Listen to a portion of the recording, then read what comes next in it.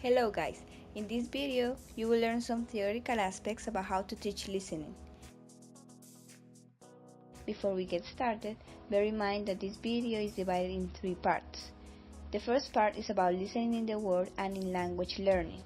Then, in the second part, information about listening tests will be discussed, and finally, in the third part, information about some listening sources will be provided.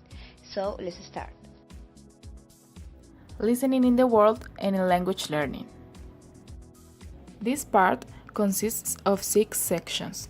First, the why and how of listening. Second, the characteristics of spoken English. Third, why listening is difficult. Fourth, bottom-up versus top-down approaches to listening. Fifth, hearing English in context. And finally, 6 myths about listening and language learning. So, let's begin. Why do we listen? Well, the primary purposes of human listening are information gathering and pleasure, though there are other reasons such as empathy, assessment, and criticism. However, there are some types of listening that we engage in on a daily basis.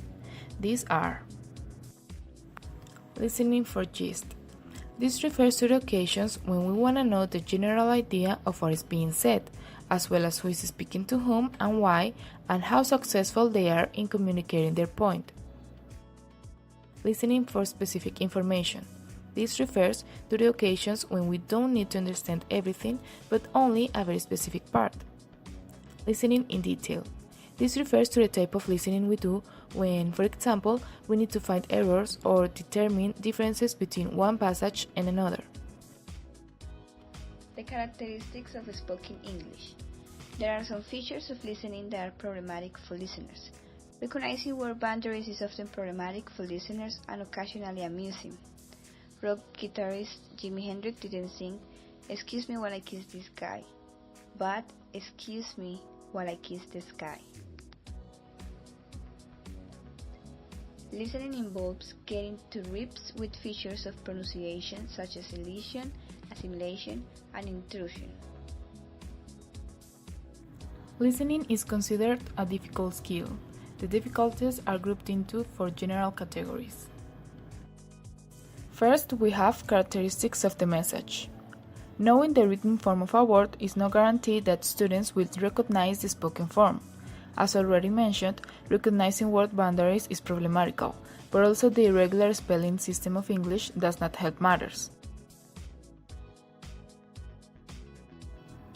Then we have characteristics of the delivery. Mode of delivery is a vital factor. Here, it is helpful to distinguish between reciprocal and non-reciprocal listening. Now we have characteristics of the listener. Some students get sidetracked easily and simply lack the ability to sustain concentration. Other students have problems motivating themselves to listen. Finally, we have characteristics of the environment. Environmental conditions which may affect listening performance include the temperature of the room, for example, hot rooms induce sleep, background noise like heavy traffic. Bottom-up versus top-down approaches to listening. 2 models have been used to describe the listening process. These are the bottom-up model and the top-down model. The bottom-up model emphasizes the decoding of the smallest units, such as phonemes and syllables, to lead us towards meaning. For example, hearing communist instead of communist. The top-down model emphasizes the use of background knowledge to predict content. This may refer to word knowledge, knowledge of the speaker or context, or analogy.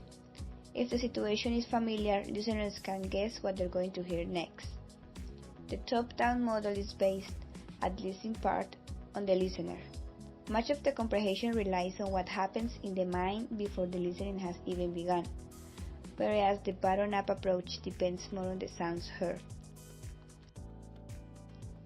However, we use both processes simultaneously when we listen, something that is known as the interactive model.